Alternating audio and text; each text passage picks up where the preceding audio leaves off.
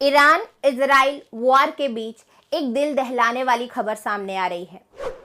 Israel ने Lebanon पर हमला कर दिया है और यह हमला जो किया गया है वह किया गया है केमिकल वेपन्स के द्वारा।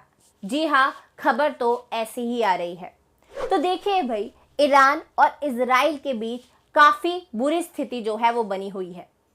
इस वॉर की स्थिति में जो नुकसान हो रहा है वह ईरान और इजराइल के लोगों का हो रहा है, जिनकी कोई गलती नहीं है। निर्दोष लोगों की जो है वो जाने जा रही हैं। अर्थव्यवस्था जो है वो बहाल हो रखी है।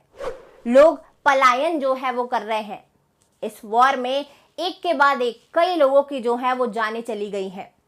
लेकिन जो नेता है, ऐसा लग रहा है उन्हें तो फर्क ही नहीं पड़ रहा। अभी जो खबर आ रही है वो खबर ऐसे ही है।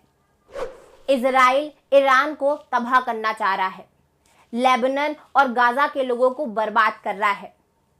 ईरान के द्वारा लेबनान पर हमला किया गया है और इस हमले में इजराइल ने डिप्लीटेड यूरेनियम का जो है वो इस्तेमाल किया है।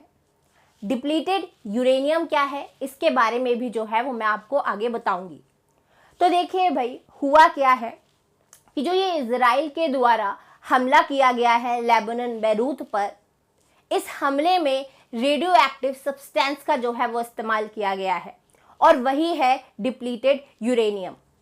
बताया जा रहा है कि जिससे हमला जो है वो किया गया है, उस हथियार में हमले के बाद जो कण है वो जब लोगों की सांसों में जाएंगे तो वह उनकी पीढ़ियां जो है वो बर्बाद कर देंगे।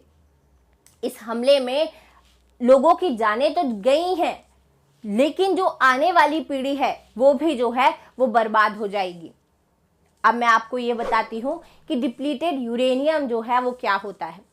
तो देखिए भाई, अगर हम बात करें डिप्लीटेड यूरेनियम की, तो जो परमाणु संयंत्र होते हैं, यानी कि न्यूक्लियर पावर प्लांट्स होते हैं, जब वहाँ पर यूरेनियम बनाया जाता है तो उसका एक बाय प्रोडक्ट बचता है और उसी को ही कहा जाता है डिप्लीटेड यूरेनियम। अब आप बोलेंगे बाई प्रोडक्ट कैसे हानिकारक हो सकता है? तो देखिए भाई, ये जो बाई प्रोडक्ट बचता है ना, इसमें भी रेडियो एक्टिविटी जो है वो शामिल होती है। होती कम है, लेकिन इसका मतलब ये नहीं है कि बिल्कुल भी नहीं होती। तो कहने का मतलब ये है कि ये जो डिप्लीटेड यूरेनियम है, यह भी लोगों की पीढ़ियों को बर्बाद कर सकता है।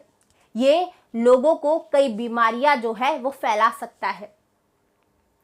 अब अगर हम बात करें इस डिप्लीटेड यूरेनियम की, तो क्या इसका इस्तेमाल करना अलाउ है?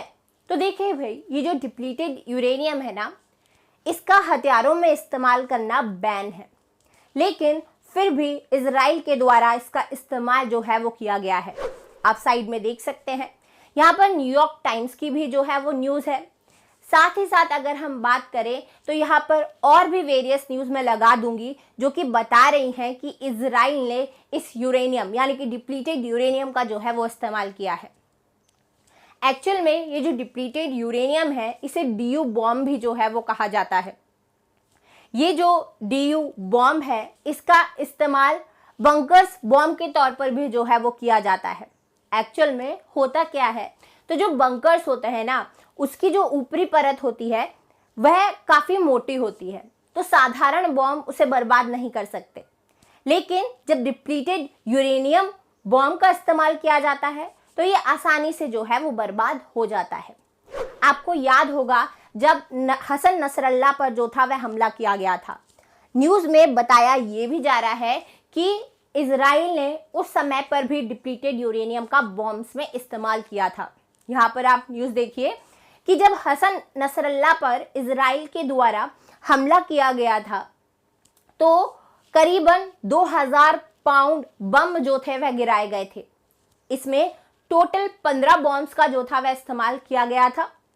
BU-109 भी जो था वह इसमें शामिल था और ऐसा बताया जा रहा है कि इसमें भी ये जो डिप्लीटेड यूरेनियम है इसका इस्तेमाल किया गया था।